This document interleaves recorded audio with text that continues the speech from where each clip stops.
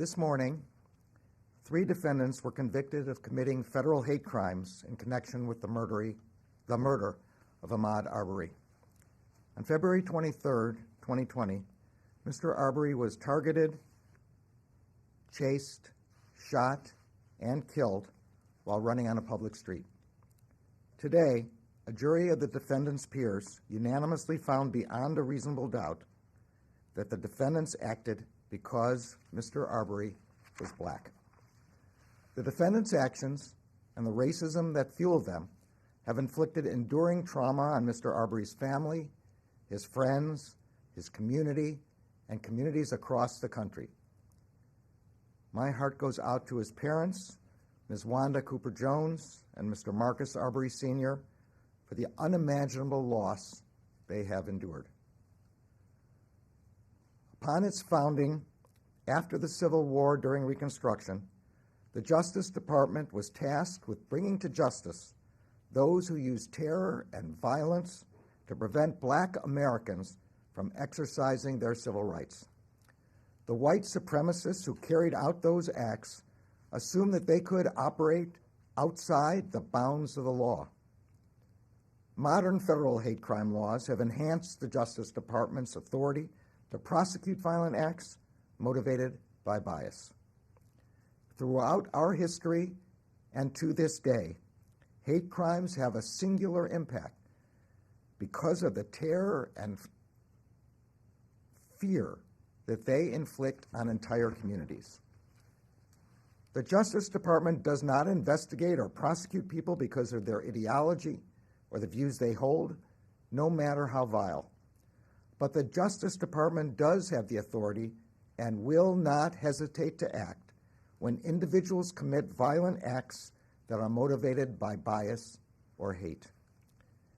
No one in this country should have to fear the threat of hate-fueled violence.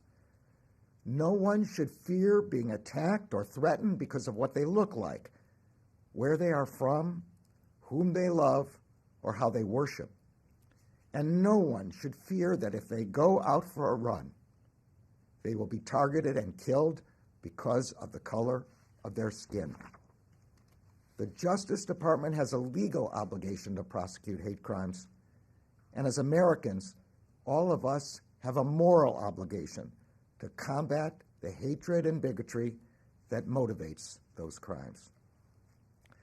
Today's verdict makes clear that the Justice Department will continue to use every resource at its disposal to confront unlawful acts of hate and to hold accountable those who perpetrate them.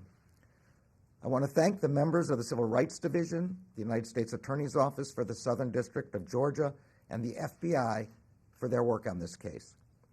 I also want to thank the jurors for their service and the state authorities, including the Georgia Bureau of Investigation, that assisted in this prosecution.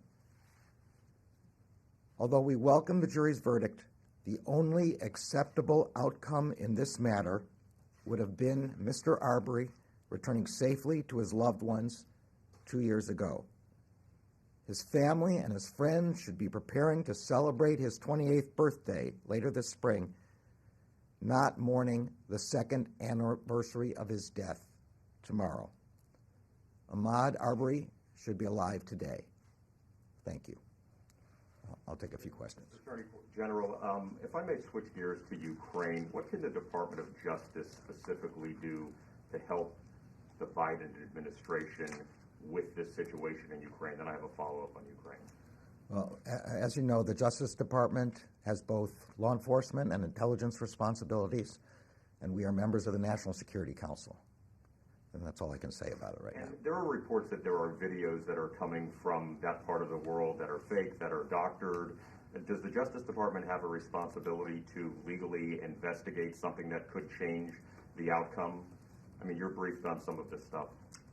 Look, we have, for many years, expressed concern about malign influence and those kind of matters without referring to them in specific, and the Justice Department does have a role, but that's all I can say for now.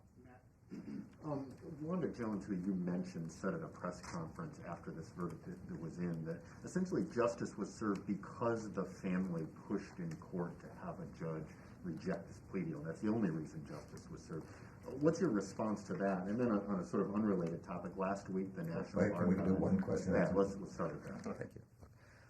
On your first question, I cannot imagine the pain that a mother feels